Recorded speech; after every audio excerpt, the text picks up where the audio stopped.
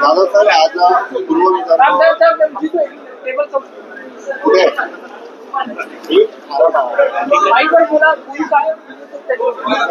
अरे हा पाठीमागे एवढा जोरात आवाज कोणता येतो रे? कृपया साहेब प्रेसशी बोलत आहे, कृपया शांतता राहा. प्रेसशी बोलत शांतता राहा. दादासाहेब आज पूर्व विदर्भ आढावा बैठक घेता विधानसभा निवडणुकीच्या पार्श्वभूमीवर आहे, काय सांगाल बैठक? असं आहे की 6 महिन्यापूर्वीच माझ्याकडे पूर्व विदर्भ या विभागाची शिवसेना नेता म्हणून जबाबदारी देण्यात आली आणि ही माझ्यावर जबाबदारी देत असताना माझे पक्षप्रमुख आदरणीय उद्धवसाहेब ठाकरे यांना माझ्याकडून पक्षवाढीच्या खूप मोठ्या अपेक्षा आहेत आणि त्या कारणास्तव त्यांनी हा भाग माझ्याकडे दिलेला आहे. आम्ही आमची जी पारंपरिक रामटेकची लोकसभा मतदारसंघाची जागा जी होती ती जागा आमच्या पक्षाकडे राहावी याकरता आम्ही आटोकाट प्रयत्न केला. ती जागा निवडून आणण्याच्या दृष्टीनं आम्ही व्यूहरचना केली, परंतु महाविकास आघाडीच्या चर्चेमध्ये ती जागा मित्रपक्ष काँग्रेसला गेली. परंतु आता हे जे 5 लोकसभा मतदारसंघ आहेत त्याच्यामध्ये एकूण 28 आमदारांची संख्या आहे आणि 28 पैकी 14 आमदार हे भाजपा आणि आमच्याकडून सोडून गेलेली शिवसेना यांचे आमदार निवडून आलेले आहेत. त्यामुळं या 14 जागा ह्या आमच्याकरता काम करण्याकरता त्याचबरोबर पक्षाला मागणी करता म्हणून आम्हाला पूर्णपणे मोकळे झालेले आहेत. त्या 14 जागांचा आढावा घेणं, त्या 14 जागांचा अभ्यास करणं आणि त्याचबरोबर अन्यही जागा काही अदलाबदल करता येतील का, तिथं आमचा सक्षम उमेदवार आहे का याचा अभ्यास करण्याकरता, याची माहिती घेण्याकरता म्हणून आज मी या पूर्व विदर्भ संपर्क नेता या नात्यानं या ठिकाणी आलेलो आहे आणि त्या दृष्टीनं मी प्रत्येक जिल्हा वाईज इथं तिथला विधानसभा मतदारसंघ डोळ्यासमोर ठेवून मी आढावा घेतो आणि हा आढावा घेत असताना त्या मतदारसंघामध्ये आमचा संभाव्य उमेदवार कोण असू शकतो, आम्ही कोण उमेदवार आमच्या समोर आम्ही डोळ्यासमोर ठेवू शकतो किंवा तो जो कोणी इच्छुक उमेदवार आहे त्याची माहिती गोळा करणं आणि त्या पार्श्वभूमीवर त्याचा अभ्यास करणं आणि तो संपूर्ण अहवाल आमचे पक्षप्रमुख आदरणीय उद्धवसाहेब यांच्यासमोर ठेवणं ही विभागीय नेता आणि आमचे सगळे मुंबईपासूनचे संपर्क प्रमुख आहेत त्यांच्यावर ही जबाबदारी दिलेली आहे. ती जबाबदारी घेऊन आम्ही या ठिकाणी आलेलो आहोत. संजय शिरसाट यांनी असं म्हटलं होतं की आमचा स्ट्राईक रेट चांगला त्यामुळे महायुतीत आम्हीच मोठा भाऊ अशा पद्धतीने त्यांनी भाषा केली. असं आहे की संजय शिरसाट बोलले ते मी ऐकलं, पण भाजपाला हे कधी सहन होत नाही. भाजपाला फक्त आपणच मोठं व्हायचं असतं आणि हे मोठं होण्याच्या हव्यासा पोटीच त्यांनी 35 वर्ष प्रामाणिकपणे ज्या शिवसेनेनं आपली मैत्री निभावली त्या शिवसेनेला सुद्धा संपवण्याचा घाट घातला आणि त्याच्या तीच कर्माची आणि त्यांच्या या विचारांची दुष्कृत्याची ही फळं आज ते भोगतायत. आणि म्हणून संजय शिरसाट हे म्हणाले की महाराष्ट्रामध्ये आम्ही सगळ्यात मोठे आहोत. संजय शिरसाटांनी हे सातत्यानं भाजपासमोर बोलण्याचं धाडस दाखवावं अशी माझी अपेक्षा आहे. रत्नागिरीनंतर आता सिंधुदुर्ग मध्ये सुद्धा पोस्टर वार पाहायला मिळते आहे. बाप बाप होता अशा पद्धतीचे राणेंचे पोस्टर लागलेले आहे. सामंतांनी लागले. जो कोण कोणाचा बाप, कोण कोणाचा पोरगा, हे जे काही युद्ध सुरू झालंय ते महायुतीमध्ये सुरू झालेलं आहे आणि महायुतीमधले हे युद्ध जे काही तुम्ही म्हणता पोस्टर वार असेल, शाब्दिक वार असेल, निवडणुकीमध्ये एकमेकाला आव्हान देण्याचा जो काही प्रकार असेल तो अधिक जोमानं व्हावा अशा पद्धतीनं दोघांनाही मी माझ्या वतीनं मनपूर्वक शुभेच्छा देतो. महाविकास अनेक जागांवर दोन्ही किंवा तिन्ही पक्षांचे दावे असू शकतात, विदर्भातही आहेत. अशा वेळी कसा त्यावर तोडगा काढला? तुम्ही 1990 सालापासूनचा जर संपूर्ण इतिहास बघितला तर 1990 सालात पहिल्यांदा मुंबईच्या बाहेर महाराष्ट्रामध्ये शिवसेनेनं निवडणुका लढल्या आणि त्या 1990 सालापासून जर तुम्ही गडचिरोली गोंदियापासून जर बघितलं तर सगळ्यात जास्त आमदार हे शिवसेनेचे निवडून आलेले होते.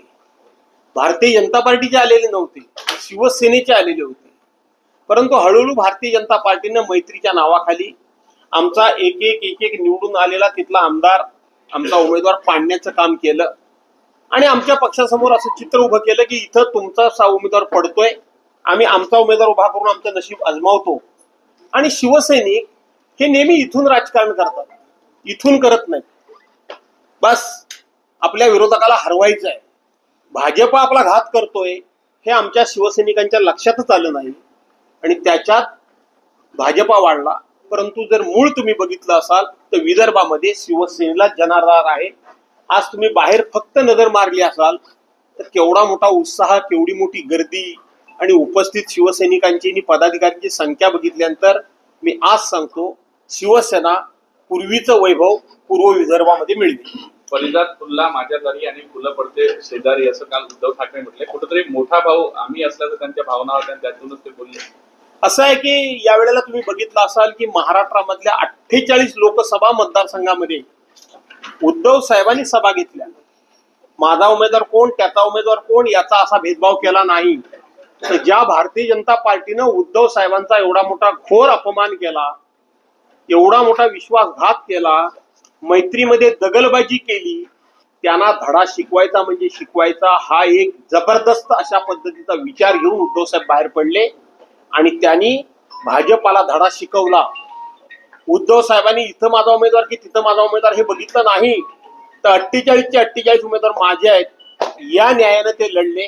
त्यामुळं त्यांनी ते पारिजाताचं झाड फुलवलं, त्यांनी ते वाढवलं आणि फुलं जरी दुसरी कोणाच्या दरवाज्यात पडली असली तरी मला दुःख नाही, तर मला आनंद आहे. कारण हे पारिजाताचं झाड मी मोठं केलंय असा तो आनंद व्यक्त करण्याचा भाव होता.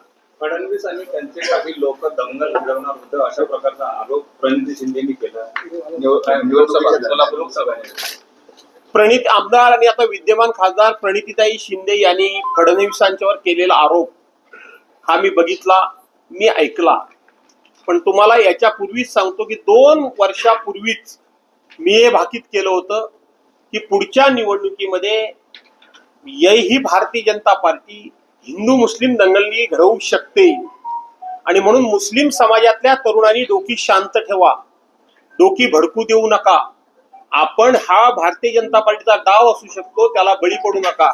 हे विधान मी केलं होतं आणि मुस्लिम समाजातल्या प्रमुख नेत्यांजवळ मी जाऊन भेटी घेतल्या होत्या आणि त्यांना सांगितलं होतं की तुम्ही महाराष्ट्रभर हा विचार पोचवा.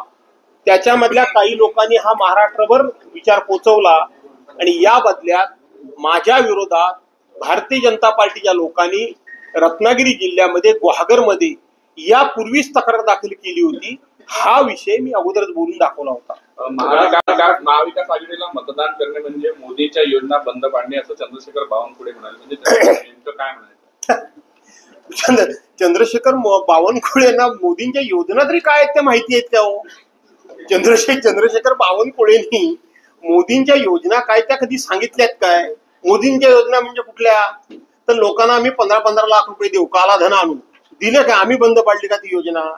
आम्ही गॅस सिलेंडर स्वस्त करू, आम्ही पाडले का? वर्षाला तरुणांना 2 कोटी नोकऱ्या आम्ही देऊ, हे आम्ही बंद पाडलं का? 2022 पर्यंत प्रत्येकाच्या डोक्यावर छप्पर होईल, हे आम्ही बंद पाडली का योजना? कुठल्या योजना आम्ही बंद पाडल्या? कुठल्याही आम्ही योजना बंद पाडलेल्या नाहीत. परंतु बावनकुळेंना सुद्धा माहिती आहे की नरेंद्र मोदींच्याकडे फक्त आणि फक्त विरोधकांच्यावर आरोप करणं हीच एकमेव योजना आहे, याच्यापेक्षा योजना कुठली नाही. राज ठाकरेंनी शिवसेना सोडली ही चूक केली असं भुजबळ म्हणाले. असं भुजबळ साहेब मला सुद्धा एकदा म्हणाले होते. जे राज ठाकरेंच्या बाबतीत बोलले ते भुजबळ साहेब मला पण एकदा म्हणाले होते की भास्कर, तुला शिवसेना सोडावी लागली, तू जर शिवसेना सोडली नसतीस तर शिवसेनेमध्ये खूप तू वरच्या पदावर असतास. मी शिवसेना सोडली, गणेश नाईकांनी शिवसेना सोडली, नारायण राणेंनी शिवसेना सोडली, राज ठाकरेंनी शिवसेना सोडली, पण तुला शिवसेना सोडावी लागली. तू जर शिवसेना सोडावी लागली, ती जर सोडली नसतीस तर तू खूप वरच्या पदावर असतात, असं भुजबळांनी त्यावेळेला सांगितलं. हे त्यांचं मत झालं, हे त्यांचं मन झालं की शिवसेना सोडल्यामुळे ज्यांचं नुकसान झालं त्यांच्या सकट, स्वतः सकट त्यांना वाईट वाटतं म्हणून ते बोलले. त्याच्यामध्ये त्यांचा काही वाईट हेतू होता किंवा वाईट हेतू असेल असं मला वाटत नाही. भुजबळांची कुठेतरी अजित पवारांसोबत जाण्याची इच्छा नव्हती असं विजय वडेट्टीवार खासगीत बोलले. विजय वडेट्टीवार खासगीत बोलले म्हणजे तुमच्याजवळ बोलले, माझ्याजवळ खासगीत बोलतील तेव्हा मी तुम्हाला खासगीत येऊन सांगेन. रामटेकची जागा तुम्ही म्हणालात पारंपरिक जागा आहे तुमची. आता लोकसभेमध्ये तुम्ही काँग्रेसला दिली, पण विधानसभा जी आहे ती रामटेकची ती शिवसेनेची नेहमीची आहे. मात्र तिथले काँग्रेसचे नेते आतापासूनच ती जागा आमची आहे अशा. असं आहे की लोकसभेमध्ये केवळ आम्ही रामटेकची आमची पारंपरिक जागा सोडली नाही, तर रामटेकची आम्ही निवडून आलेली जागा आमची सोडली. 5 वेळा 5 वेळा आलेली. कोल्हापूरची जागा सातत्याने निवडून येणारी आम्ही आमची सोडली. आमची अमरावतीची जागा सुद्धा सातत्याने निवडून येत होती, मागच्या वेळेला थोडी गडबड झाली, ती जागा आम्ही सोडली. अशा अनेक जागा आम्ही सोडलेल्या आहेत आणि म्हणून त्याची नोंद ही महाराष्ट्रातल्या जनतेकडे आहे आणि त्याचबरोबर काँग्रेस पक्षाच्या वरिष्ठांच्याकडे सुद्धा याची नोंद आहे. त्यामुळे चिंता करण्याचं कारण नाही. योग्य तो निर्णय होईल. रामटेकची जागा ही आमचीच निवडून आलेली आहे, ती आमच्याकडेच राहील. वायकरांच्या नातेवाईकांनी ईव्हीएम अनलॉक करणारा फोन वापरला होता अशा प्रकारचा आरोप होतोय. त्या संदर्भात यांच्या नातेवाईकांना चौकशीसाठी सुद्धा बोलवलं. असं आहे की ईव्हीएम हॅक करणं हा भारतीय जनता पार्टीचा हातखंडा आहे आणि त्याचबरोबर भारतीय जनता पार्टीचे सहयोगी एकनाथराव शिंदे आणि त्यांचे उमेदवार रवींद्र वायकर. ढवळ्या पौजा शेजारी पोवळा बांधला तर गुण नाही तर वाण लागणारच, त्याला लागलंच असणार. संजय राऊतांनी भाजपवर टीका केली आहे, त्याचा खावा मीठ त्याचीच मारावी नीट अशा पद्धतीचं वक्तव्य भाजप. आमचे नेते संजयराव राऊत यांनी भाजपाला दे माय धरणी काय केलेला आहे, त्यांना सळोखे पळो करून सोडलेला आहे. संजयराव राऊतांनी लिहिलेले अग्रलेख आणि त्यांनी केलेला एखादा आरोप, त्यांनी केलेली टीका ही देशभरातले विविध जे मीडियाचे चॅनल आहेत, ऑन एअर ज्याला म्हणतात, त्याच्यावर दाखवले जातात. त्यामुळं एकदा संजयराव कधीतरी म्हणाले होते की 1 राऊत 100 दाऊद, त्याची पुन्हा पुन्हा आठवण भाजपाला येत असेल. हो, धन्यवाद. आज पूर्व विदर्भ की बैठक जो हमारी होने जा रही है, हो रही है, और बहुत ही जल्दी महाराष्ट्र असेंबली की इलेक्शन हो जाएंगे और उस इलेक्शन में हम लोग जो भी पूर्व विदर्भ करके जो यहाँ का जो एरिया है वो मेरी शिवसेना नेते आदरणीय उद्धव साहब जी ने मुझे दे दिया है काम करने के लिए. तो उसमें उस एरिया से ज्यादा विधायक यानी आमदार चुन के लाना यह हमारा फर्ज बनता है, हमारा कर्तव्य बनता है.